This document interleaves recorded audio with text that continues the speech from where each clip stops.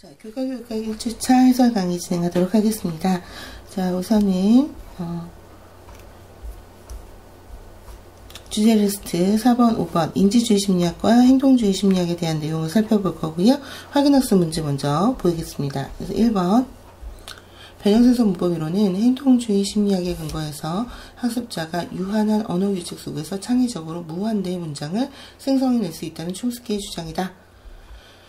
두 번째, 학습이라는 것에 대해서 행동주의 심리학은 인간이 주변 환경에 영향을 받아서 경험을 통해 수동적으로 행동하는 것으로 보고, 인지주의 심리학은 객관적 사물에 대해서 능동적이고 주관적으로 행동하는 것으로 본다. 자, 이 두 가지가 맞을지 틀릴지 좀 이따 살펴보도록 하겠습니다.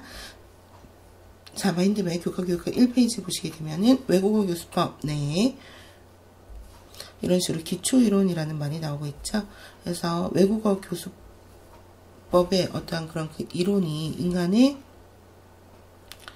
언어 능력, 언어를 익히게 되는 그 과정 자체를 선천적인 능력에 의존해서 일어나는 것이다 라고 보는 측면이 있는 거예요. 그래서 사람에게는 누구나 가지고 있는 태어나는 인지적 측면이라는 그 요소가 있죠. 그래서 인간의 인지적인 능력에 의해서 그 언어를 익힐 수 있다 라고 보는 것이 이제 인지주의 학파의 이론인데요. 그것을 뒷받침하는 이론적 기초를 언어학과 심리학으로 나누어서 봤을 때 변형생성 문법 이론은 인간의 어떤 선천적인 인지 능력에 의해서 언어를 익혀나갈 수 있다고 보는 거죠. 그래서 어느 나라나 이제 보편적으로 사랑한다, 고맙다 라는 것을 이제 나타내는 어떤 감정을 나타내는 말이라든가 가다, 먹다 이런 식으로 동작을 나타내는 말이라든가 해, 달, 별 이런 식으로 사물을 지칭하는 명칭이라든가 이런 것들은 공통적으로 다 존재하기 때문에 내가 그 해당하는 나라의 언어 규칙을 알고 단어를 알면 무한대의 말을 많이 생성해낼 수 있다 라고 생각을 하는 것이 변형 가능하고 새로운 것을 만들어낸다, 생성 가능하다는 촘스키의 변형생성 문법 이론이 되겠어요. 그래서 인간의 뇌에 언어를 습득할 수 있는 선천적인 메커니즘이 존재한다.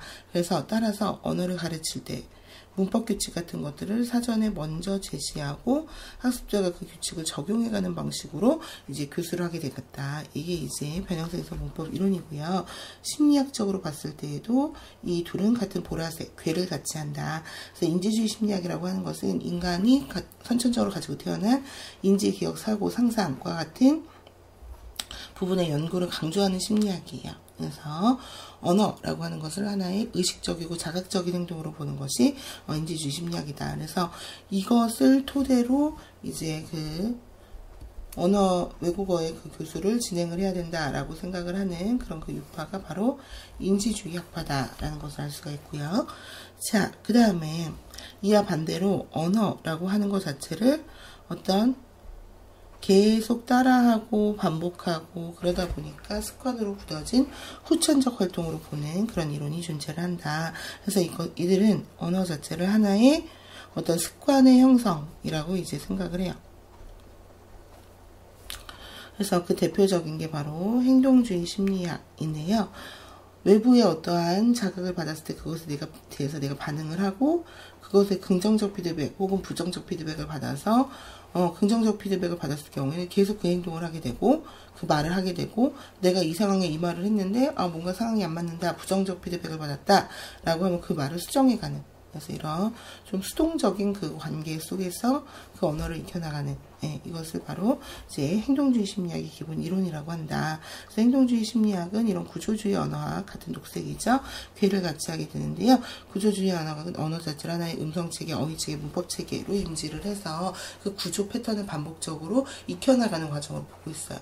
그래서 언어라고 하는 것 자체는 학습자가 끊임없이 사용해가는 그 과정 속에서 스스로 그 규칙을 귀납해 간다라고 생각을 하기 때문에 언어를 교수를 할 때 규칙을 먼저 알려주지 않고 대량의 구조나 예문, 패턴을 학습하게 한 다음에 그 가운데서 규칙을 도출하도록 한다. 그래서 언어라고 하는 것은 끊임없는 어떤 그런 그 경험의 연속이다 라고 생각을 하는 것이 바로 경험주의 유파, 찡옌파이의 외국어 교수법의 기본 이론이 되겠다.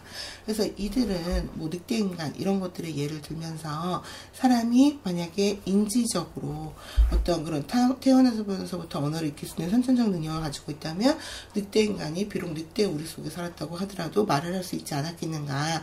근데 언어적인 것들은 이제 후천적으로 양성되는 것이기 때문에 이제 그 늑대 우리 속에서 산 인간은 인간의 말을 할 수 없다. 이렇게 생각을 하는 것이 바로 이 구조주의 언어와 행동주의 심리학이 괴를 같이 하는 경험주의 유파의 교수법의 기본 이론이다라고 할 수 있겠어요. 근데 이것은 선천과 이제 후천의 어떤 그 논리였죠. 근데 좀 더 시간이 흐른 후에는 이 선천, 후천 이런 것들하고는 별개로 여기 보면 파란 그 색, 기능주의 언어가 핑크색, 인본주의 심리학이라는 개념이 나오게 되었는데요. 언어를 익히는 것은 선천이든 후천이든 놓고서 따지는 것이 무의미하다. 언어라고 하는 것은 의사소통을 목적으로 하는 기능에 우선되어서 이제 그 가르쳐야 한다라고 생각을 하는 것이 바로 이 어떤 기능주의 언어학의 이론이다라는 거죠. 그래서 끊임없는 의사소통 노력을 통해서 그 해당하는 언어를 익혀나가야 한다라고 생각을 하는 것이 구조주의 언어학이고요. 그래서 기능주의 언어학이고요. 기능주의 언어학도 문법적 규칙을 설명을 할 때는 대부분 귀납의 방식을 사용을 하게 된다. 그래서 이런 기능주의 영향을 받은 외국어주의 유파를 기능주의 학파라고 이야기를 한다라는 것이고요. 그 다음에 이 기능주의 언어학과 같이 이제 영향을 많이 미치는 게 바로 이 인본주의 심리학이다라는 거죠. 그래서 언어를 익히는 데 있어서 학습자의 정의적 요소라고 우리가 이야기를 하는데요.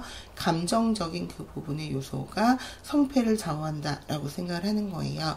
그래서 인간이 뭔가 어떤 그 내재적 동기를 가지고 적극적인 태도로서 언어를 익히게 되면 더 효과가 좋고, 또 반대로 외재적 동기나 어떤 소극적 태도, 흥미를 느끼지 못하고 이런 상태에서 외국어를 익히면 흥미가 떨어진다. 따라서 학습자 이런 정의적인 요소를 고려해서 그 학습을 진행을 해야 한다라는 것이 바로 이 인본주의 학파의 교수법이다. 근데 이 인본주의 학파의 교수법 같은 경우에는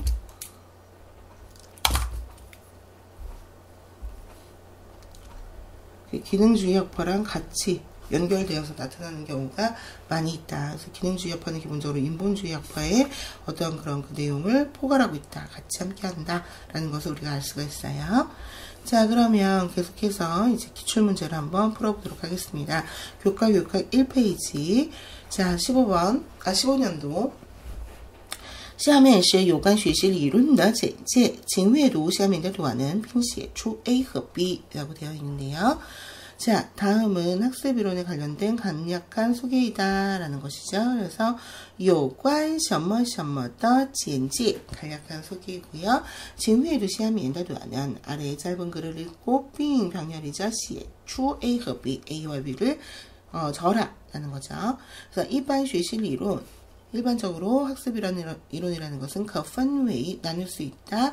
几种不同的派别 여러 개의 서로 다른 어떤 유파로 나뉘어진다라는 거죠. 아까 말씀드렸던 뭐 인지주의 학파, 기능주의 학파 뭐 이런 것들로 이제 나누어질 수 있다라는 것을 이야기를 하는 거고요. 경험주의 학파 뭐 이렇게.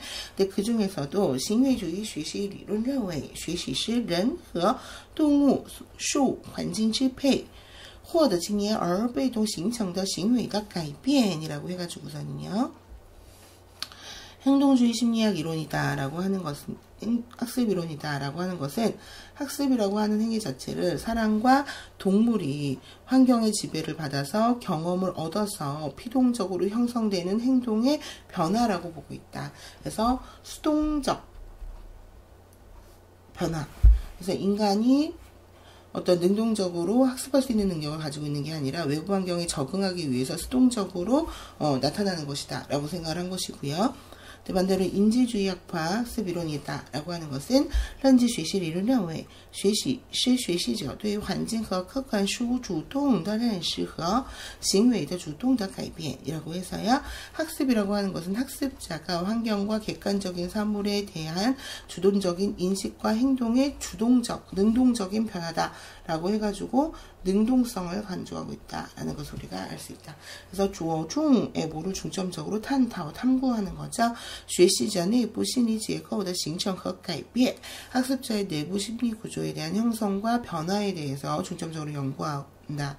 这一理论强调课题的作用于环境 그래서 이 이론은 개인이 환경에 어떤 영향을 미치는 것, 작용하는 것을 강조하고 把学习看成是遗传和环境的交互作用.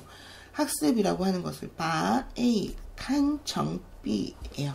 그래서 유전과 환경의 상호작용으로 보고 있다. 유전적, 즉 타고난 선천적인 인지 능력을 환경에 적극적으로 반영해 나가는 과정이라고 보고 있다. 그래서 学习是 투비엔이라고 하면은 일종의 어떤 돌연변이처럼 학습이라고 하는 것은 내가 주변 상황을 이제 변화시키는 것이다. 그래서 着重研究内部心理过程. 그래서 어떤 인간의 내부적인 심리 과정을 중점적으로 연구한다. 주제 리스트 7, 8에 아까 인지주의학파의 교수법을 말씀을 드렸는데요. 이 인지주의학파 교수법의 두 가지 문법 번역식 교수법과 인지주의학파의 교수법에 대해서 살펴보겠습니다. 그래서 확인학습 마찬가지로 그 내용을 좀 먼저 확인을 해보면 교과교육학 3번에 문법 번역식 교수법과 인지주의 교수법은 둘 다 연역법을 사용하고 있고 문자, 언어, 읽기, 쓰기 위주의 교육을 한다는 점에서는 공통점이 있으나 전자, 즉 문법 번역식 교수법은 교사 중심의 수업을 하고 후자는 학습자, 즉 인지주의 교수법은 학습자 중심의 수업을 한다는 게 차이점이다. 이게 맞을지 틀릴지. 그래서 마인드맵을 보시게 되면 이렇게 쭉 표가 구성이 되어 있는데요. 우리가 아까 보라색으로 되어 있었던 부분이 바로 심리학적 기초에 있어서는 인지주의 심리학은, 언어학적 기초에 있어서는 변형생성 문법 이론을 그 근반에 둔 인지주의 학파의 교수법에는 문법 번역식 교수법과 인지주의 교수법이 있다. 그래서 이거는 다 다른 말이 아니라 문법 번역식 교수법을 주안통파, 구디엔파라고도 하는 것이고요. 인지주의 교수법을 렌즈파, 렌즈푸하오파, 현대위파, 파니파라고도 한다. 그래서 얘네들은 보라색 계열로 칠해드린 거고, 그 다음에 연두색 계열을 이제 보시게 되면 구조주의 언어학과 행동주의 심리학의 영향을 받은 그 유파가 경험주의 유파고, 이들의 대표적인 5가지 교수법이 직접식 교수법, 청각구조식 교수법, 상황 교수법, 그 다음에 시청각 교수법, 그리고 읽기 교수법 등이 여기에 이제 포함이 된다라고 보시면 되겠어요. 그래서 이들은 녹색으로 표시가 되어 있고요. 그 다음에 인본주의 심리학은 언어학적으로 봤을 때 이 핑크색으로 되어 있는 부분은 구조주의 언어학의 인본주의 학파의 요소를 합친 거다. 그래서 공동체적 언어 교수법, 침묵식 교수법, 전신반응 교수법, 암시적 교수법이 여기에 속하게 되겠고요. 그 다음에 마지막으로 이런 선천, 훈천 이런 요소가 아니라 언어라고 하는 것은 의사소통을 목적에 둔 기능에 있다라고 했던 이 기능주의 언어학은 인본주의 심리학과 계를 같이 하고요.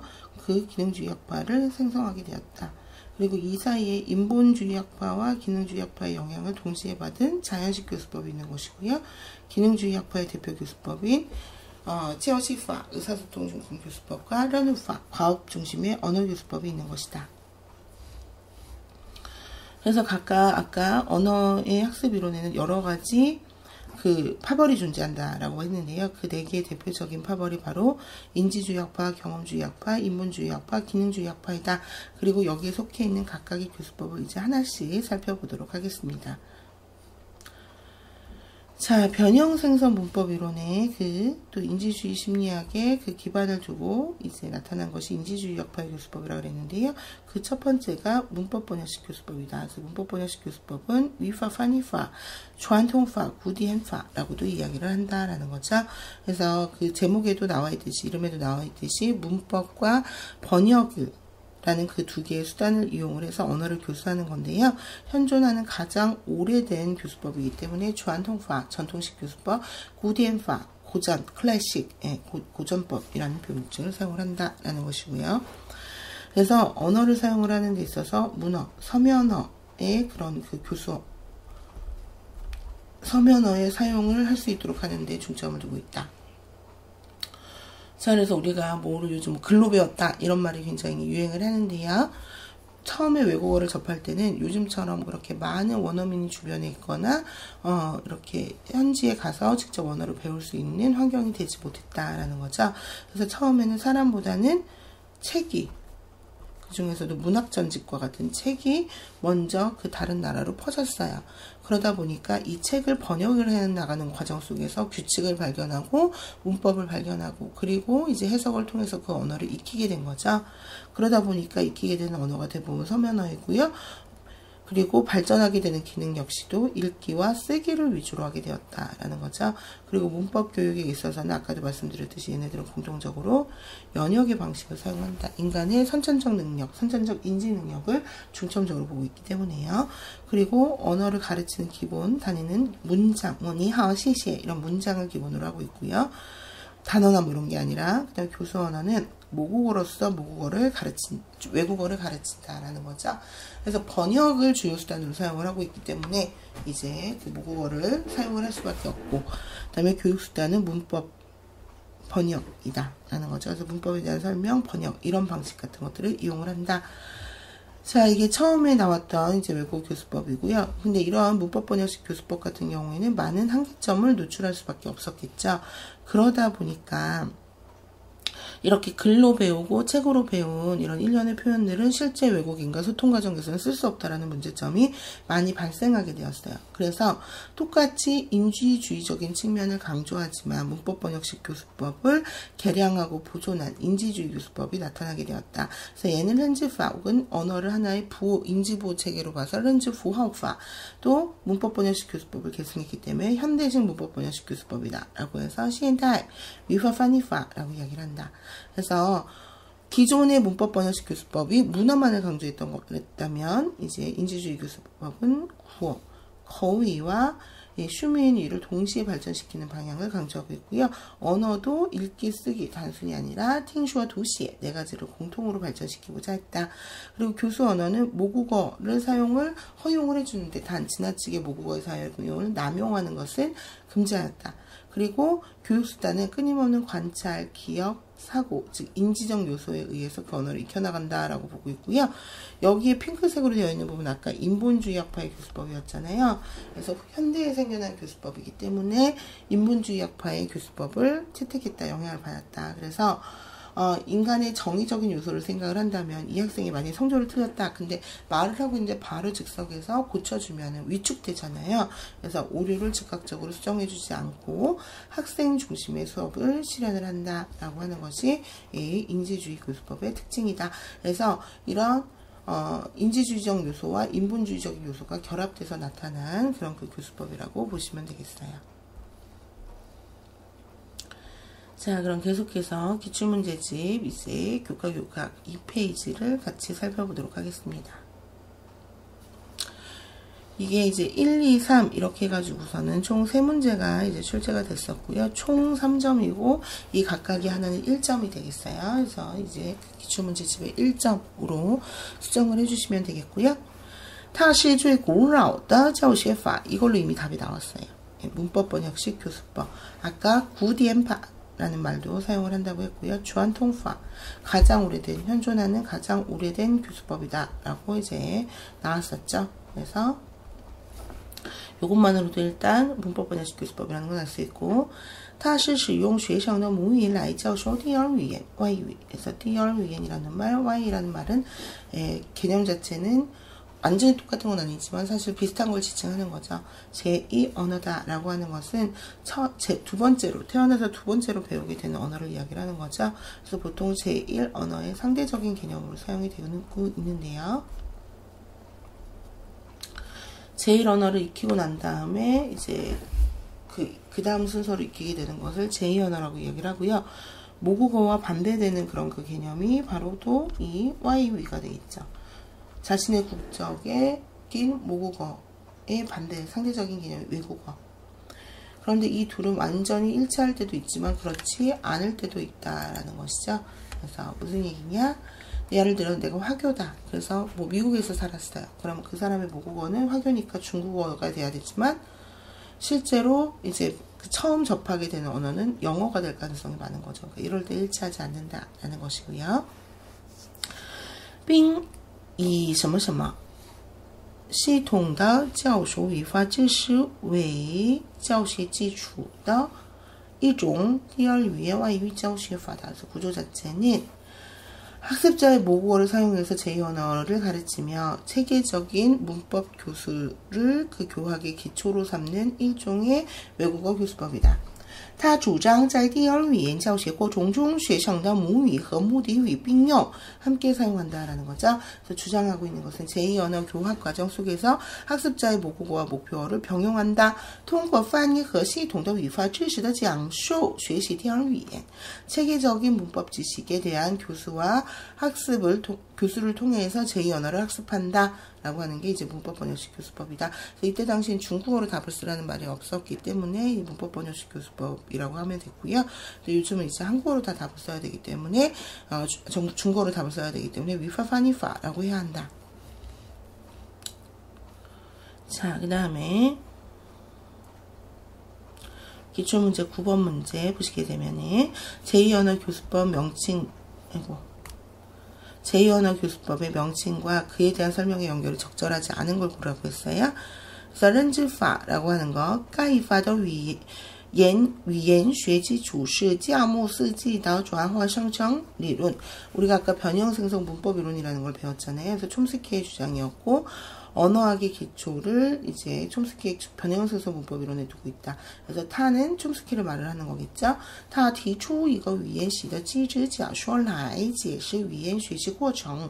그래서 语言习的机制라고 하는 것은 우리 인간의 대뇌에 언어를 익힐 수 있는 언어 습득 메커니즘이라는 것이 존재한다 라고 주장을 한 거고요. 이걸 통해서 언어학습의 과정을 설명하고 있다.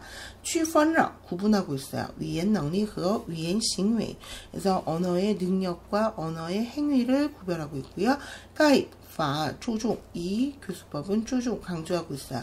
发展学生的语言能力 인간의 언어 능력을 발전시키는 것을 중시하고 있어요. 使学生 학생으로 하여금 能够运用有限的语言规则来创造性的理解和生成无限的句子.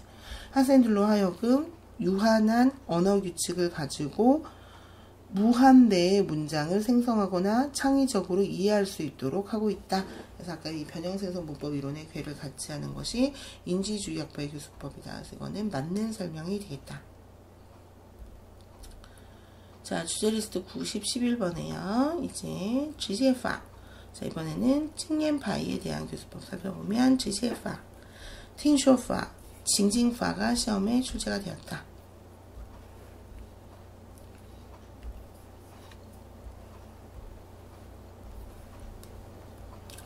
확인학습 문제 해결을 해보면요. 경험주의학파의 교수법에는 직접식, 읽기, 청각구제식, 시청각 교수법 등이 있다. 문법 번역식 교수법은 문자, 언어, 직접 교수법은 구두 언어를 중시하며 전자는 귀납법을, 후자는 연역법을 사용하여 문법을 설명한다. 청각구제식 교수법은 문형 중심의 수업을 한다는 점에서 직접식 교수법과 차별화된다.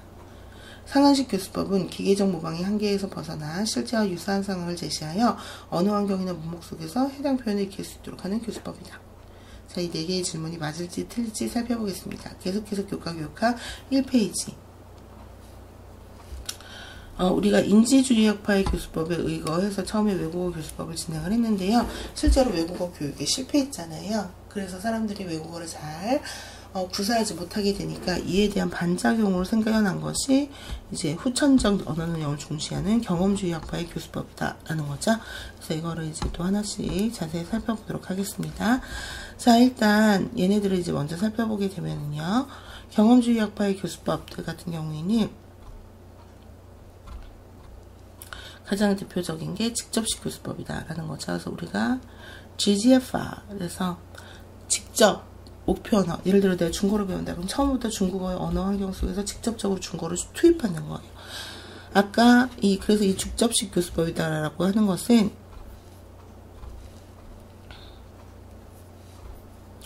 이런 그 문법 번역식 교수법의 반작용으로 태어난 교수법이다라고 이제 생각을 하시면 돼요. 그래서 문법 번역식 교수법 하고 모든 면에서 반대이다. 이 전통적인 교수법을 번역하기에 가이거파, 개혁법이라는 명칭도 사용을 하고요. 그 다음에 찌란파라고 해서 자연적인 습득 환경을 강조했다라고 우리가 알 수 있다. 자, 그래서 언어 자체는 문어가 아니라 구어를 강조하고 있고요.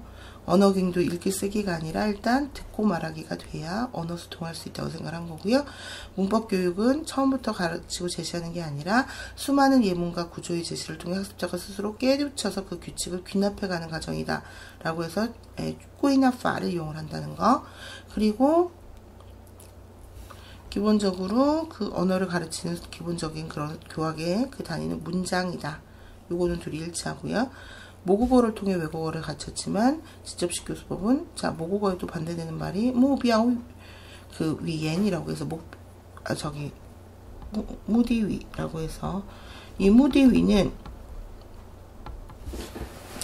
우리말로 하면 목적어지만 중국어에서 동사 목적어 같은 경우에 그 목적어는 빙위라고 하죠. 그리고 이 무디위는 내가 배우고자 목표로 삼은 언어가 된다.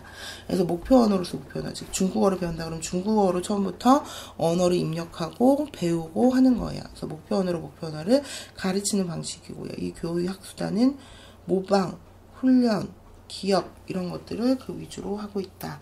그래서 끊임없이 듣고 따라하고 그것을 기억하는 그 과정 속에서 언어를 익힐 수 있다고 생각하는 거죠. 그래서 문법 번역식 교수법과 직접식 교수법은 모든 면에서 반대가 된다라는 것을 우리가 알 수 있어요. 자, 그러면 여기서 바로 이제 기출문제 하나 풀어볼게요. 기출문제 7년도. 자, 기평 2번 문제 보시게 되면은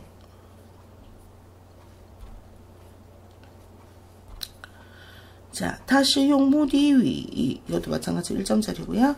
教授目的语 목표 언어로서 목표 언어를 가르치고 부용学生的母语 학습자의 모국어를 사용하지 않고 부용翻译 번역도 하지 않고 예不注重语法形式的 문법의 형식도 중시하지 않는 第二语言外语教授法 제2 언어 외국어 교수법이다. 他主张依照 뭐뭐에 의존해서 자 이거 중요한 핵심 내용이 나오는데요. 어린아이가 언어를 배우는, 모국어를 배우는 방식, 幼儿学语的方式和 자, 自然过程, 자연적인 습득 과정, 인위적으로 배우는 게 아니라 계속 입력을 받으면 이제 그 말을 할 수 있게 된다라고 생각을 했다. 그래서 自然过程来设计第二语言外语教学的过程. 그래서 어린아이가 모국어를 익혔을 때 방식의 근거, 이것을 모방해서 이것과 그 다음에 자연적인 습득 환경, 자연적인 언어 습득 과정을 통해서 제2언어 외국어의 그 학습 과정을 설계한다. 그걸 통해서 슌후 하면은 수능하는 거죠. 人类学语言的自然规律. 그래서 인류, 사람이 외국어를 배우는, 언어를 배우는 자연적인 규칙을 따른다. 그래서 이것은 직접식 교수법에 대한 설명이 되겠어요. 자, 그 다음에 계속해서 다시 경험주의학법의 두 번째 교수법, 청각구두식 교수법을 살펴보도록 하겠습니다. 그래서 이런 직접식 교수법이 나왔잖아요. 근데 이런 직접식 교수법은 명확한 한계를 가지고 있었어요. 어린아이 같은 경우에는 어렸을 때부터 그 해당하는 언어를 막 입력을 해주면은 그 모국어와 함께 그 외국어가 함께 발전을 하는 거를 보여줬는데, 성인 같은 경우에는 지금 우리한테 뭐 예를 들어 불어를 하루 종일 틀어준다, 아랍어를 하루 종일 틀어준다라고 해도 알아듣지 못하잖아요. 왜냐하면 이해 가능한 입력이 일어나지 않았기 때문에. 이해가 안 되는 상태에서 계속 입력을 받는다고 하는데 그 말을 할 수는 없는 거겠죠. 그래서 이러한 그 한계점 때문에 직접식 교수법도 사실상 큰 효과를 거두지 못했어요. 그래서 이제 생겨나게 된 것이 이 청각구두식 교수법이다. 그래서 청각구두식 교수법 같은 경우에는 직접식 교수법의 한계점 같은 것들을 계승하면서도 개량하는 이런 교수법이라고 보시면 되겠어요. 그래서 듣고 말한다, 팅쇼파, 청각구두식 교수법이라고 이야기를 하고요. 그 다음에 문형에 대한 학습을 굉장히 강조하기 때문에 쥐싱파, 제고파, 구조, 패턴을 강조하기 때문에 제고파라고도 한다. 근데 대부분은 이 직접식 교수법과 궤를 같이 한다. 거의의 어떤 교학을 중시하고 팅쇼어 중시하고 꾸이나파를 이용을 하고, 근데 이 부분이 지금 다른 거죠. 문장을 위주로 하는 건 똑같은데 청각구두식 교수법은 무조건적인 입력이 아니라 해당하는 언어의 구조 패턴을 이제 분석을 해서 가장 많이 사용되는 언어 패턴을 분석한 다음에 그것을 계속 반복적으로 따라하게 만들어요. 그래서 예전에 한동안 유행했던 뭐 크레이지 잉글리시 이런 거 보면 50문장 영어, 뭐 중국어 이렇게 하면 가장 많이 상용하는 패턴의 구조를 계속 듣고 따라하고 듣고 따라하는 이러한 방식이 바로 청각구두식 교수법이다. 마찬가지로 목표 언어를 모방, 반복, 기억을 강조하고요. 그 다음에 오류가 있으면 이것을 즉각 교정을 하게 된다. 이게 이제 또 인본주의 요소가 아닌 거죠. 그래서 언어의 정확성을 추구하기 때문에 항상 그 잘못된 것을 바로바로 수정을 해준다. 따라서 학생이 아닌 교사 중심의 언어 교수법이라고 이야기를 할 수 있겠어요. 그래서 요거 이제 문제를 좀 풀어보게 되면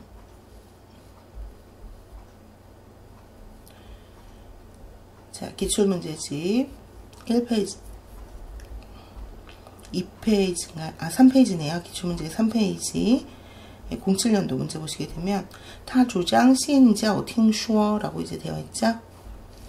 먼저 听说를 가르치고 后教读写 그 다음에 읽고 쓰기를 가르친다. 그래서 按什么什么的顺序进行听说读写的顺序 듣고 말하고 읽고 쓰기의 순서로 진행이 된다. 注重沟通语言的表达能力的培养 그래서 구두 언어의 표현 능력, 그래서 중국어의 표현 능력은 表现能力가 아니라 表达能力라고 이야기를 해요. 자, 그래서 表达能力的培养을 중시하고요. 重点放在什么什么上 그래서 중점을 어디에 둔다. 发展学生的听说技能上 그래서 학습자의 듣고 말하기 기능을 발전시키는데 그 중점을 둔다.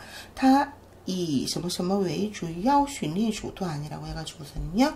문형, 여기서 중요한 포인트가 나오죠. 句型操练, 반복적인 그런 문형 패턴의 학습, 이런 것들을 주요 훈련의 수단으로 삼고 있는 是一种以结构为主, 以什么什么为主, 以结构为主的第二语言外语教学法이다.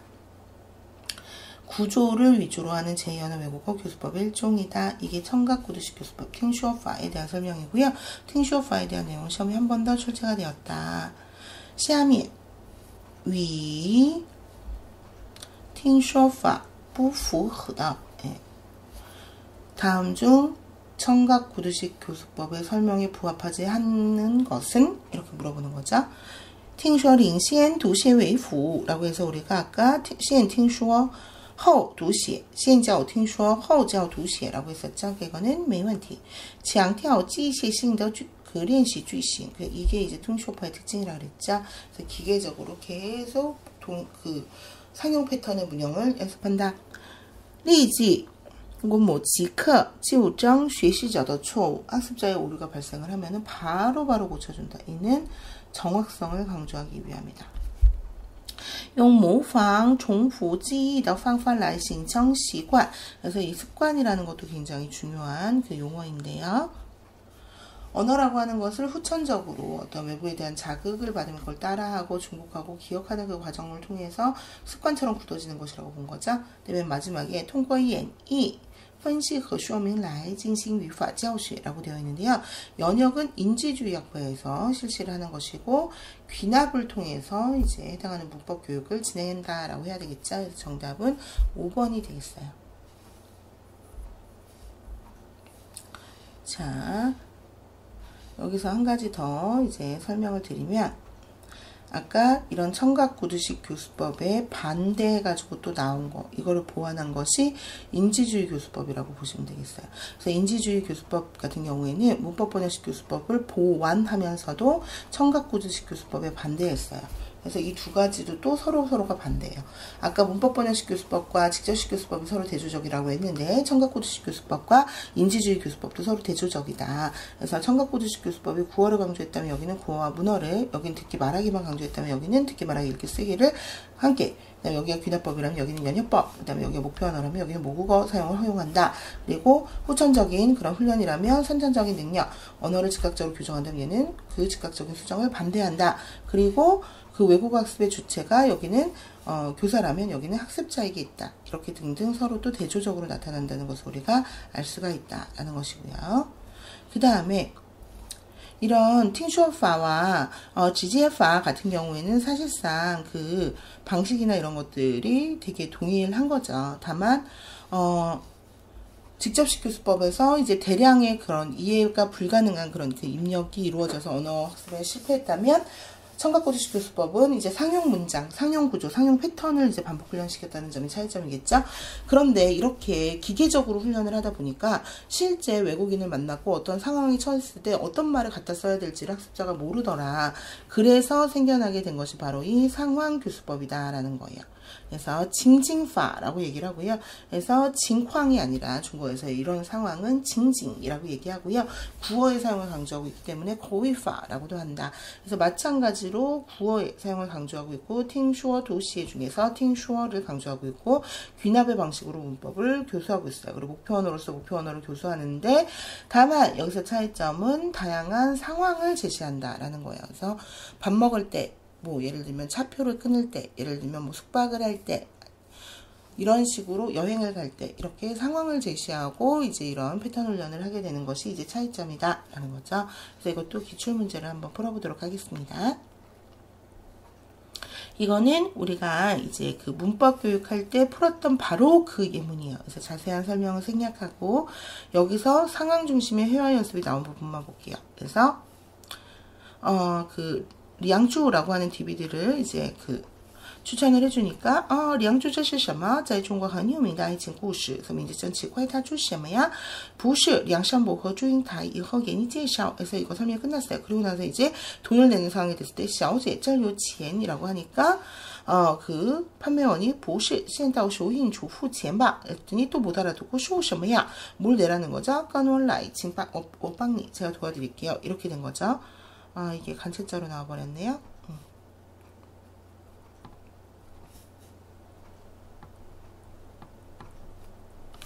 빵 할 때 요걸 좀 고쳐주시고 이거는 수정사항에도 좀 반영을 하도록 하겠습니다. 자, 그래서 이 그 물건을 살 때 바로 점원에게 돈을 주는 게 아니라 접수처에 가서 이제 수납처에 가서 돈을 내고 영수증을 받아서 교환하는 거라는 걸 몰랐기 때문에 이 학습자에게 상황 중심의 회화 연습이 필요하다라는 거죠. 그래서 이런 것들이 징징파가 되겠고요. 이 상황 중심의 교수법은 예전에 거기서도 나왔어요. 저기 논술에서도. 그래서 일단 시험에 나온 것은 이제 이 정도다라고 이제 보시면은 되겠고요. 그 외에 이제 교수법은 이제 여러분들 그 해당하는 그 섹션이 나왔을 때 다시 살펴보도록 하겠습니다. 다음에 주제 리스트 중에서 15, 17, 18, 19번이 이제 시험에 출제가 된 거죠. 그래서 우리가 같이 살펴보게 되면 이번에 인본주의 학파 교수법에 대해서 이제 살펴보도록 하겠습니다. 그래서 확인학습 문제 먼저 확인을 해보면은요. 전신반응 교수법과 자연식 교수법은 청취를 중시하며 학습자가 일정 정도의 입력이 이루어진 후에야 발화를 하도록 한다. 이게 맞을지. 암시적 교수법은 학습자에 대한 심리적 장애를 제거하고 잠재 능력을 충분히 발휘하여 언어의 출력량을 최대화 하는데 그 목적이 있다. 이게 맞을지. 자연교수법은 교실 수업의 대부분은 의사소통을 활동하는 의사소통 활동을 하는데 할애한다. 이게 맞을지. 아까 마인드맵 내에서 우리가 일단 인지주의 학파, 경험주의 학파를 살펴봤어요. 그리고 이제 살펴봐야 되는 게 인본주의 심리학을 근본으로 한 인본주의 학파의 교수법이다. 그래서 이거를 차례대로 살펴보도록 하겠습니다. 그래서 인본주의 학파의 교수법은 기본적인 공통점이 여기에 있어요. 학생 중심의 교수를 실현한다라는 거죠. 그래서 학습자의 어떤 그런 능동성 이런 것들을 이제 중시하고 있고요. 그러기 위해서는 오류를 즉각적으로 수정하지 않고 학습자가 스스로 수정하도록 한다. 그래서 학습자가 위축당하거나 공부하기 싫어지면은 아무리 뭐 잘 가르치고 어떤 방식을 사용한다고 하더라도 언어를 배울 수 없다라고 생각을 하는 거죠.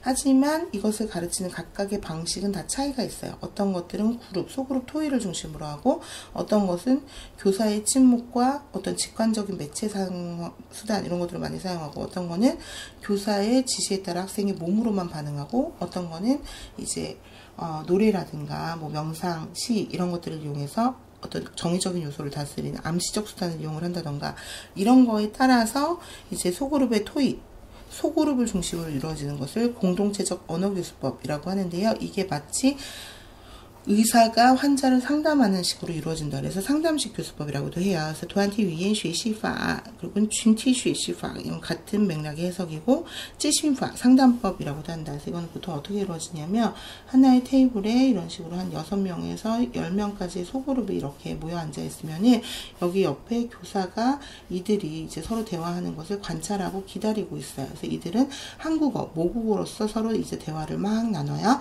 그래서 어떠한 화제를 정해서 즉 학습 내용도 모두 다 이 상담자들, 즉 외국어 학습자들이 이제 결정을 하게 되는 것이고요. 이것을 목표 언어로 토론을 하게 되면 굉장히 진행이 안 되고 스트레스를 받을 거 아니에요. 그래서 모국어로 막 진행을 하게 해요. 그러면 우리 그 외국인 선생님이 옆에서 이것을 듣고 있다가 이 말을 다 외국어로 바꿔주게 되는 거예요. 그리고 그 과정 속에서 공통적으로 나타나는 오류나 규칙 같은 것들은 기록을 했다가 같이 이제 이것을 설명해주는 과정을 거치는. 그래서 저희가 2차 수업할 때 이런 상담식 교수법을 하죠. 여러분들이 한국어로 뭐를 하면 바로바로 외국인이 이것을 고쳐주게 되는. 예. 그래서 이제 학습자의 정의적인 요소를 많이 이제 고려를 했다. 그리고 구어의 그런 활용 능력을 이제 강조하고 있으며 귀납법을 사용한다. 이건 아까 경험주의 학파의 그 녹색과 괴를 같이 한다라고 볼 수 있겠죠? 그래서 일단 기출문제집 교과 5페이지에서 첫 번째 나온 문제를 먼저 풀어보면은요. 제2언어 교수법의 명칭과 그에 대한 설명의 연결이 적절하지 않은 걸 고르라고 했어요. 知心法라고 하는 것은 该法也称团体语言学习法或者群体学习法라는 말이 나오죠. 공동체적 언어 교수법 혹은 마찬가지 개념. 공동체적 언어 교수법이라고도 하고 完全打破了什么什么的老传统 그래서 오래된 전통을 깨버렸다. 以教师为中心的以学为中心이라고 해서 교사를 중심으로 한 전통적인 그런 그것을 깨버리고 充分发挥学生的主体作用 학습자의 능동성을 최대한 발휘하도록 하였다. 重视人的主观因素 그래서 학습자의 주관적 요소와 学习心理特点 그 학습 심리, 공부를 할 때 심리적인 특징 이런 것들을 중시하고 있고요. 注重建立良好的学习环境和人际关系 그래서 아주 우호적인 그런 우수한 학습 환경과 인간관계 이런 것들을 세우는 것을 강조하고 있다라는 거죠. 그래서 最大限度地发挥学生的主动性 그래서 최대한대로 학습자의 능동성을 발휘하도록 하는 데 그 목적이 있다. 그래서 이거는 맞는 설명, 知心法에 대한 설명이 되겠다라는 거죠. 자, 계속해서 자, 찌모식 교수법은 아직 철저가 안 되기 때문에 넘어가고 이제 전신반응 교수법이라는 거는 뭐냐면요. 그 처음에 스페니쉬를 하는 그런 그 스페인의 어린 아이들이 이제 미국으로 이제 그 부모님을 따라서 이제 그 이민을 갈 경우에 왜 이러죠? 이민을 갔을 경우에 어린아이들 같은 경우에 처음에 말을 못하잖아요. 그러다 보면 그 또래 집단과 어울릴 수 없고 그런데 이제 처음부터 듣고 또 따라서 말까지 하려고 그러면 너무 학습 부담이 큰 거예요. 그래서 처음에 어떻게 가르치냐면은 교사가 뭐 예를 들어서 명령문을 이야기를 해요. 그럼 그거에 따라서 예를 들어 봐라, 들어라, 먹어라 이런 식으로 얘기를 하면 그거에 대해서 말로 대답하는 게 아니라 이해를 하고 그리고 나서 행동으로 반응을 하는 거예요. 그래서 말을 하지 않고 행동으로 반응을 하는 거는 훨씬 학습 부담이 줄어들잖아요. 그래서 이런 부분에 있어서 어떤 정의적인 측면을 강조한 것이라고 할 수 있겠죠. 그래서 학습자는 온몸을 이용해서 반응을 한다라고 해서 주행성 반응파라고 하고요. 구어 능력을 길러주기 위한 건데 여기서 중요한 왜 핑크색으로 되어 있느냐? 先听后说라고 되어 있는데요. 자, 우리가 잘 생각을 해보면은요. 听 그리고 두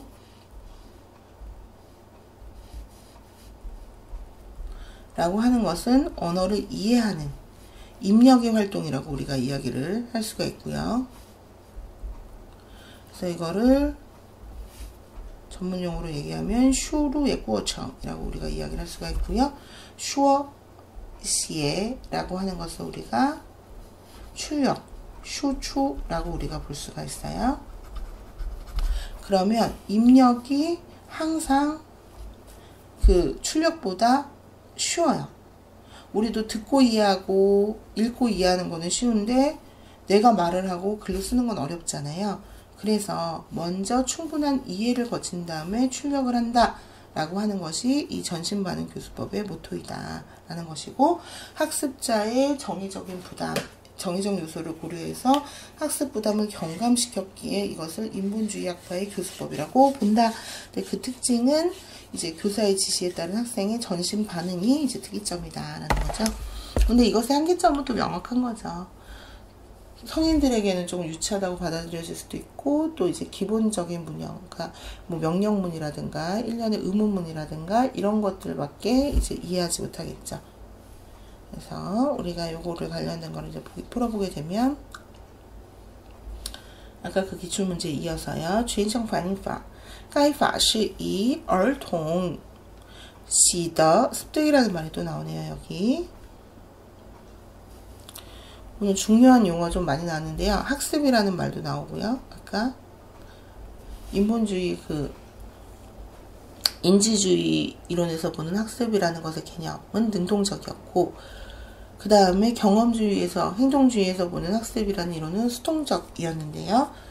그것은 내가 인위적으로 어쨌든 둘 다 뭔가를 배워나가는 과정을 학습이라고 한다면, 인위적이지 않고 그냥 내가 자동적으로 체득하게 되는 것을 습득이라고 이야기를 해요. 근데 어린아이가 모국어를 배우는 과정은 우리가 학습이 아니라 습득이라고 보통 생각을 하는 거고, 성인들이 외국어를 배워가는 과정을 우리가 보통 학습이라고 이야기를 해요.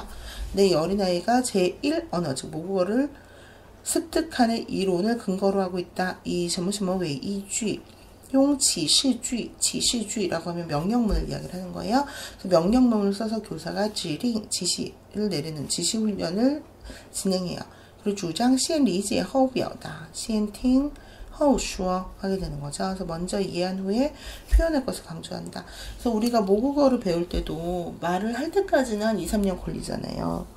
처음에는 계속 듣기만 하잖아요. 주변 어른들의 말을. 그래서 일정 정도의 이해 가능한 입력이 이루어져야 그 다음에 바로 할 수 있다라고 생각을 하는 거죠. 通过动作指令学习语言 그래서 동작의 그런 어떤 지령, 명령을 통해서 언어를 학습하고요. 该法对成人学习的特点注意不够 하지만 아까도 말씀드렸듯이 한계점은 성인의 언어 학습에 대한 특징에 대해서는 충분한 주의를 기울이지 못하고 있고, 对什么什么的考虑也不够 그래서 뭐에 대한 고려도 부족하다.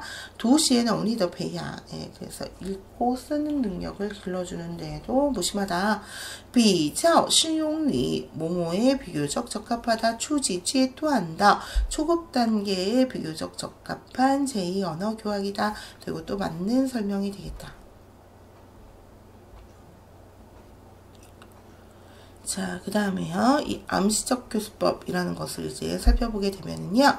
안시파라고도 하고요. 학습자의 정의적인 요소를 강조하다 보니까, 뭔가 이제 수업 분위기를 최대한 부드럽고 편안한 분위기로 이제 만드는 거예요. 그래서 뭐 명상을 한다던가, 좋은 음악을 틀어준다던가, 명언 명구를 읽어준다던가. 그래서 요즘은 일전 학교에서도 아침 조종례 시간에 좋은 기사를 읽어주거나 명상을 하는 등의 활동을 통해서 이제 그 학습자의 그런 정의적 요소를 고려하는, 인성을 함양하는 이런 활동을 하고 있죠. 그래서 암시적 교수법의 중요한 키워드는 인간에게 내재되어 있는 잠재력, 즉 무의식적 요소와 이제 의식적 요소를 같이 최대치로 끌어낸다라는 것이 특징이에요. 기출문제를 풀기 전에 이제 그 쯔란파에 대한 거를 하나 더 이제 우리가 살펴봐야지 그 밑에 거를 풀 수 있을 것 같아서. 자, 인본주의 학파 겸 기능주의 학파의 교수법에 쯔란파라는 그 내용이 있어요. 그래서 그걸 살펴보시게 되면 자연교수법이라고 해서 쯔란파라고도 하죠. 근데 아까 위에서 보시게 되면은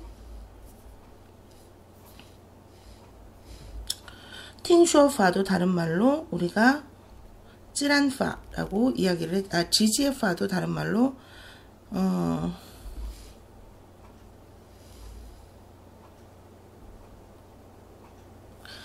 지지에파도 다른 말로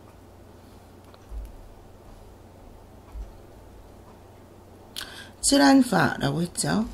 그리고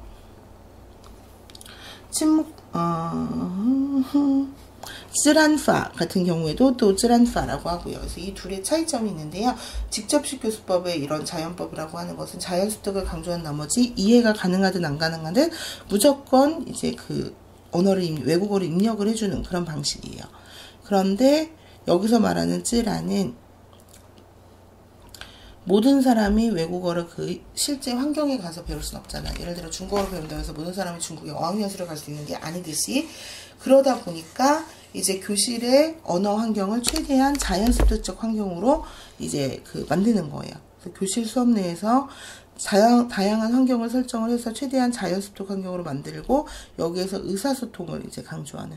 그래서 구어와 문어를 같이 발전시키고 듣고 읽은 다음에 말하기 쓰기. 자, 이 부분은 또 전신반응 교수법과 공통점이 있겠죠. 전신반응 교수법은 듣고 이해한 다음에 말하기를 한 다음에, 얘는 듣고 읽기가 아까 입력이라 그랬고 말하기 쓰기가 출력이라 그랬잖아요. 충분히 이해한 다음에 후에 반응하도록 하는 것이 똑같고, 그리고 여기서 하늘색 부분은 기능주의학파 교수법이거든요. 그래서 의사소통을 중심으로 한다라고 하는 측면에서는 요 기능주의학파에도 속하고, 하지만 오류의 즉각적인 수정을 반대하고, 그리고 숙제를 통해서 개별적으로 그 오류를 고쳐준다. 모든 사람이 보는 앞에서 고쳐주는 게 아니라 쓰기 숙제를 내준 다음에 그 안에서 고쳐줘요. 학습자의 정의적인 요소를 만족시킨다. 학생 중심의 수업을 실현한다라고 이야기를 할 수 있다. 자, 그럼 요걸 가지고 아까 기출문제 하나 안 풀었던 거 그거 살펴보도록 할게요. 자, 여기 분명히 안시파라고 되어 있는데요. 该法强调自然系的. 우리가 여기까지만 읽으면 이게 쥐지파일지 아니면은 自然法일지 알 수 없어요. 그래서 课堂全部用于进行注重内容、注重信息的信息交流的教育活动. 이 부분에서 명확하게 알 수 있는 거죠. 그래서 교실 수업의 전부를 용의, 뭐를 하는데 쓴다. 내용을 중시하고 정부의 교류를 중시하는 의사소통 활동을 진행하는 데 쓴다. 이렇게 되는 거예요. 그래서 给学习者提供语言习得的机会. 학습자에게 언어를 습득할 수 있는 기회를 제공한다. 一般不纠正学习者的错误. 학습자의 오류를 일반적으로 수정해주지 않아서 以免뭐뭐하지 않도록 한다. 影响其表达的积极性. 그 어떤 표현의 적극성, 능동성을 저해야. 여기서 인시앙은 보통 중국어에 쓰이는 인시앙은 악영향일 경우가 많아요. 이것을 저해하는 것을 방지한다. 그래서 只有什么什么时候才能做什么才什么. 在笔头作业 쓰기 숙제 내에서 비로소 纠正错误. 오류를 고정하며 并强调自我纠正. 스스로의 그런 어떤 수정 이런 것들을 강조한다. 그래서 선생님이 고쳐주기보다는 뭐 힌트를 줘서 스스로 틀린 부분을 찾게 한다던가 이런 거를 강조하는 건데, 요거는 그럼 쯔란파인데 안시파라고 했기 때문에 요게 잘못되었다라는 거죠. 자, 계속해서 주제 리스트 21, 23번에 나와 있는 쩌지파, 련우파에 대해서 또 살펴보도록 하겠습니다. 자, 확인학습 문제 보시면은요. 의사소통 중심 교수법과 인지주의 교수법은 듣기 말하기 읽기 쓰기를 함께 발전시키고 구어와 문어의 교육을 모두 강조한다는 점에서 공통점이 있다. 의사소통 중심 교수법과 자연교수법은 의사소통 활동 중심의 수업을 하고 오류를 즉각적으로 수정하지 않는다는 점에서 공통점이 있다. 과업 중심 교수법에서 교사의 역할은 과업을 준비하고 제공하며 문답을 통해 학습자에게 핵심 내용을 설명한다. 이 세 가지 설명이 맞을지. 자, 이제 마지막 기능주의 언어학을 보겠습니다. 그래서 아까 기능주의 언어라고 하는 것은 선천적 능력, 후천적 능력 이런 게 중요한 게 아니라 이것을 빨리 익혀서 외국인과 소통할 수 있는 이런 소통 능력이 중시하다. 이런 기능적인 측면에 집중해야 한다라고 하는 것이 이제 기능주의 언어학이 되겠고요. 이것을 계승한 게 기능주의 학파이다. 그래서 학습자의 의사소통 능력을 길러주는 것을 이제 목적으로 하는 게 의사소통 중심 교수법으로요. 이걸 중국어로는 教技法 혹은 教技语言教学. 그리고 기능이나 형식보다는 의미를 강조하기 때문에 공능파, 인연파라고 해요. 그래서 가르치고자 하는 언어는 구어와 문어를 같이, 팅슈어 두시를 처음부터 같이 이제 발전을 시킨다. 귀납법을 이용을 하고 있고요. 주로 다양한 뭐 역할극이라든가 대화 이런 것들을 통해서 그 언어를 가르치게 하면서, 또 여기 보라색은 인지주의잖아요. 모국어의 사용을 일정 정도 허용을 해준다라는 것이고요. 하지만 이제 무조건 의사소통 능력, 의사소통 위주의 이제 활동을 한다라는 게 기능적인 측면이고, 오류를 일정 정도는 수정을 하고 학생 중심의 수업을 한다는 건 인본주의적인 요소가 되겠다라는 거죠. 그래서 이 부분의 기출문제 풀어보면은요, 6페이지에 教技法에 대한 설명이 나와 있죠. 该法又称意念法, 공능파. 그럼 벌써 여기서 정답이 나왔죠. 그럼 우리가 이것을 통해서 알 수 있는 바는 뭔가요? 아, 일단 이런 명칭이 나오게 되면은 이런 식으로 이제 또 뭐뭐라고 부르며 이런 게 나오니까 이 별칭을 같이 알아둬야 되겠구나 라는 것을 알 수 있죠. 是以语言功能和语言意念项目为纲. 그래서 이什么什么为纲 뭐를 교수 내용으로 한다라는 거죠. 그래서 언어의 기능과 의미 항목을 그 기능으로 하면서요. 그래서 우리 그 교과서도 사실 의사소통 중심 교수법을 취하고 있는 거예요. 그래서 이런 의미 항목이다 그러면 뭐 감사의 표현, 사과의 표현 이런 식으로 그 기능 항목을 만들어 놨잖아요. 그래서 이것을 주요 대강으로 하며 根据需要인 거죠. 学习者的实际需要 학습자의 실제적인 필요에 의해서 그러니까 바로 그 배울 쓸맛 이런 것들 选取真实自然的语言材料 선택한다는 거죠. 여기서 말하는 언어 재료는 뭐 듣고 말하기 읽고 쓰기에 관련된 언어 재료가 되겠고요. 진실되고 자연된 언어 재료라는 것은 우리가 뭐 이것은 노트이고 저것은 책입니다. 이런 말을 구조를 읽기 위해서 쩌나 이런 걸 쓰지만 사실상은 그 해당하는 외국어로 말할 일이 거의 없는 거잖아요. 그러니까 이런 죽은 언어, 교과서적 언어가 아니라 실생활에서 바로 쓰이게 되는 이런 자연스러운 언어 재료를 선택해서 培养在特定的社会语境中有效地掌握运用第二语言的能力. 그래서 특정한 사회 언어 환경 속에서 효과적으로 제2 언어를 활용하는 능력을 길러준다. 그래서 이거는 맞는 설명이 되겠다. 그리고 이런 의사소통 중심 교수법과 궤를 같이 하면서도 이제 학습자가 더욱더 능동적으로 수업에 참여할 수 있도록 하기 위해서 일종의 임무를 부여하는 과업 중심의 언어 교수법, 任务法가 있다. 그래서 任务型语言教学法. 마찬가지로 귀납법을 이용을 하고요. 학생 중심의 수업을 하는데 학습자의 문제 해결 능력, 협의학습을 통해서 같이 어떤 문제를 해결해 나가는 과정을 길러주기 위해서 어떤 미션을 설정을 하는 것이 특징이다. 다시 기출문제로 가셔서 다음 글에 소개하는 교수법을 활용한 교사의 교수 활동이 아닌 것은 任务型教学是一种基于任务的语言教学, 뭐뭐에 기반을 둔 이라는 거죠. 그래서 그런 과업 중심의 언어 교수법은 이 임무에 기반한 언어 교수법이다. 소위 말하는 任务 임무라는 것은 就是 정의가 나와 있죠. 要求学习者使用语言能力达到语言为达到某个目的而完成的一项活动이라는 거예요. 是什么样的活动呢? 학습자가 사용하는 언어를 왜 뭐를 목적으로 하는데 어떠한 목적에 도달하고 완성하기 위한 것을 요구하는 일련의 활동이다라는 거죠. 그래서 해당하는 외국어, 이제 예를 들면 중국어를 배운다. 그럼 중국어를 이용을 해서 교사가 부여한 그 목적을 달성하고 완성해 나가는 일련의 활동으로 본다. 그래서 任务型教学的突出特点就是在做中学. 그래서 이런 과업 중심 언어 교수법이 지향하는 가장 중점적인 특징적인 그런 부분은 하면서 배운다라는 거죠. 그래서 让学生在做事的过程中学习语言和使用语言. 그래서 학습자가 어떤 뭔가를 해내는 과정 속에서 언어를 익히고 언어를 사용하도록 한다. 在教学模式中学生是教学活动的主体. 그래서 어떤 교학 모형 속에서 학생들은 교학 활동을 진행하는 주체자를 할 수 있고요. 多数时间里学生以结对或者小组形式完成任务. 그래서 대부분의 시간을 학습자는 서로 짝을 이루거나 모둠을 형성해서 임무를 완성한다.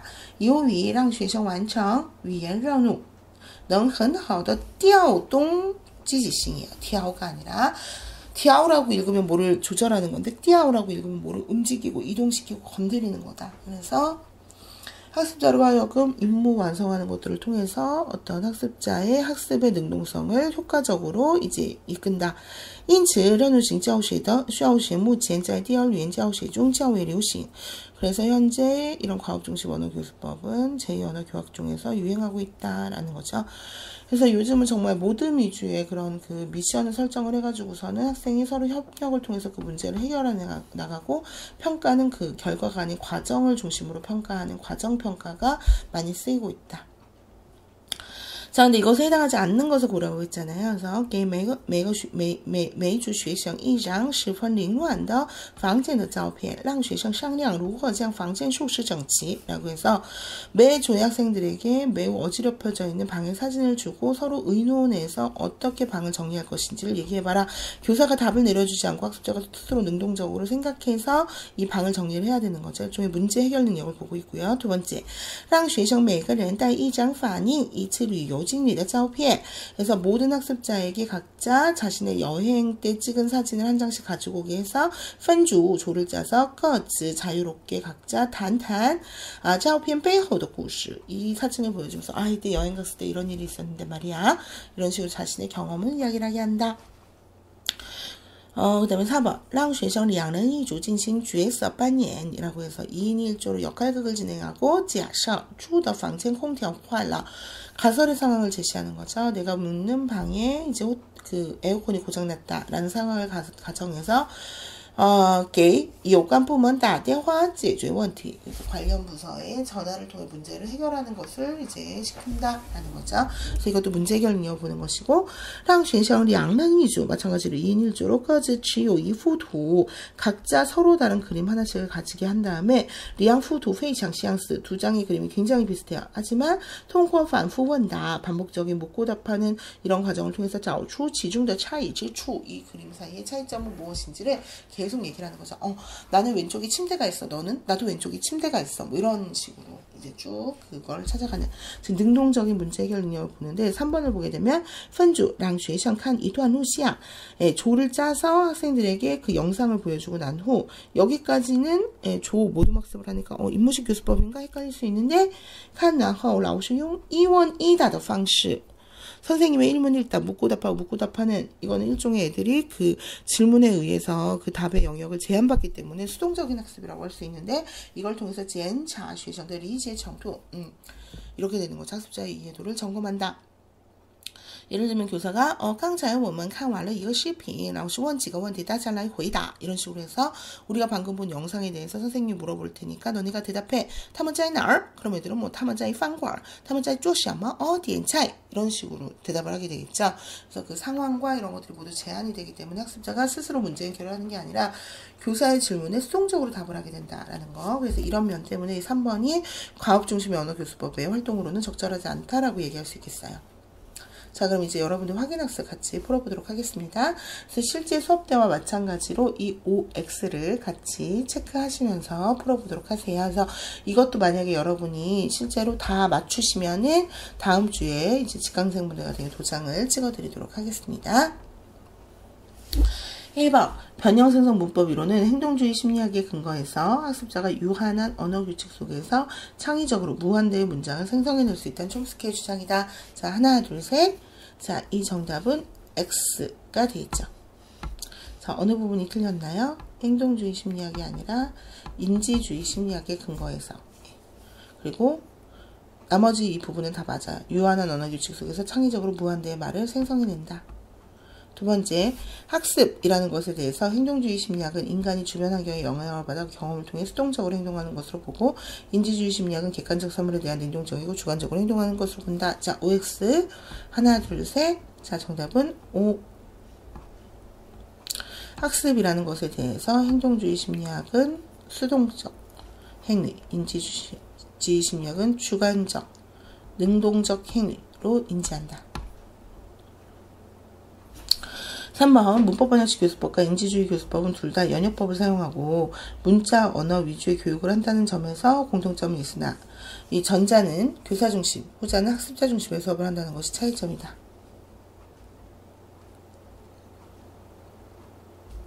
자, 정답 보시면 정답은 O인 거죠.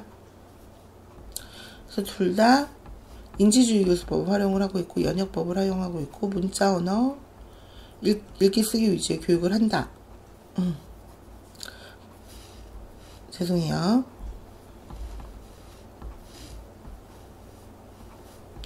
자, 요거 아까 보시게 되면은 인지주의 교수법 같은 경우에는 우리가 듣기 말하기 읽기 쓰기를 처음부터 강조했다라는 거죠.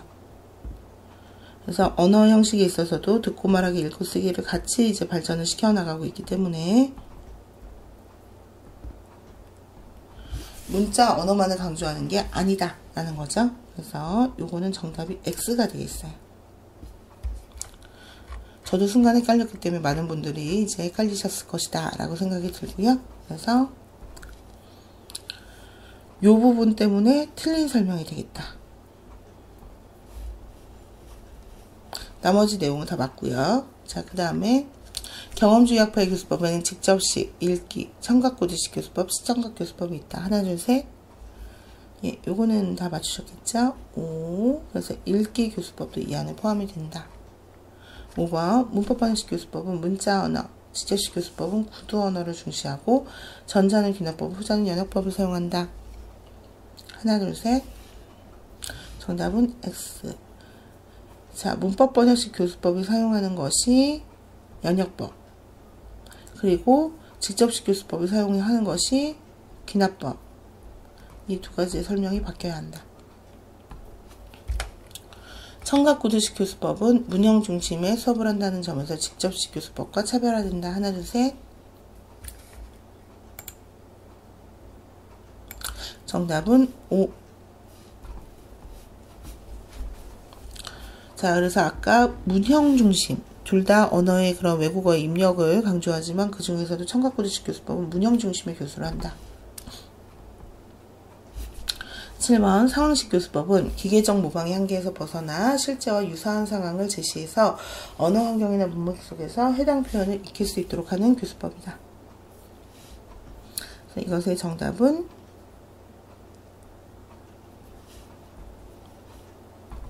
네, 5인 거죠. 그래서 이런 게 이제 기존의 청각고지식 교수법이나 직접식 교수법의 한계를 이제 메워주는 것이다. 전신반응 교수법과 자연식 교수법은 청취 이해를 중시하며 학습자가 일정 정도 입력이 이루어진 후에야 발화를 하도록 한다.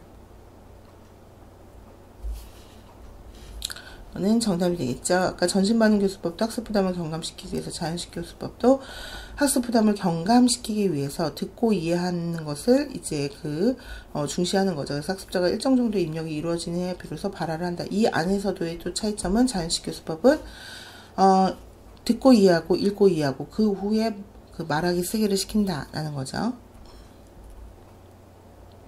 자, 9번에 암시 교수법은 학습자에 대한 심리적 장애를 제거하고 잠재 능력을 충분히 발휘하여 언어의 출력량을 최대화하는 데 그 목적이 있다. 자, 하나, 둘, 셋. 정답은 X. 다 맞는데 출력이 아니라 입력량. 내가 마음이 편하고 이제 여유가 있어야지 입력이 많이 되겠죠. 내가 마음이 쫓기고 이러면 누가 뭐라고 해도 들어오지 않잖아요. 그래서 입력량을 최대치 하는 게 목적이다. 자연교수법은 교실 수업의 대부분을 의사소통을 하는 데 활용한다. 하나, 둘, 셋. 자, 정답은 5가 되겠죠. 11번 의사소통 중심 교수법과 인지주의 교수법은 듣기, 말하기, 읽기, 쓰기를 함께 발전시키면서 구어와 문화의 교육을 모두 강조한다는 점에서 공통점이 있다. 자, 하나, 둘, 셋. 정답은 5가 되겠죠. 그래서 듣기, 말하기, 읽기, 쓰기, 그 다음에 구어와 서면어 이것을 동시에 발전시키고자 하는 교수법은 쩌지파 그리고 렌즈파 두 가지밖에 없어요. 의사소통 중심 교수법과 자연식 교수법은 의사소통 활동을 중심으로 수업을 하고 오류를 즉각적으로 수정하지 않는다는 점에서 공통점이 있다. 자, 하나, 둘, 셋. 자, 이것도 5가 정답이다. 교실 수업 전반을 다 의사소통을 활동을 하는 그 모든 활동을 진행을 하고 오류는 바로 고쳐주지 않는다. 그 중에서도 자연식 교수법은 그 오류를 그 개인 과제를 내주어서 고쳐준다는 것이 특징이고요. 과업중심 교수법에서 교사의 역할은 과업을 준비하고 제공하며 문답을 통해 학습자에게 핵심 내용을 설명한다. 자, 하나, 둘, 셋. 정답은 X. 그래서 요즘 교사에게 그 필요한 능력은 어떤 그 교수의 설계자, 그리고 학생들이 스스로 능동적으로 학습에 참여할 수 있도록 하는 조력자, 관찰자의 역할이 강조되는 것이지 교사가 일방적으로 설명을 막 하는 것은 좋지 않다라는 거죠. 그래서 이 핵심 내용 이런 것도 학습자 스스로 논의를 통해서 고쳐나갈 수 있고 이제 논의를 통해서 충분히 채워나갈 수 있다라고 보고 있다. 여기까지 해서 그 설명을 마치도록 하겠습니다. 교과교육학이요.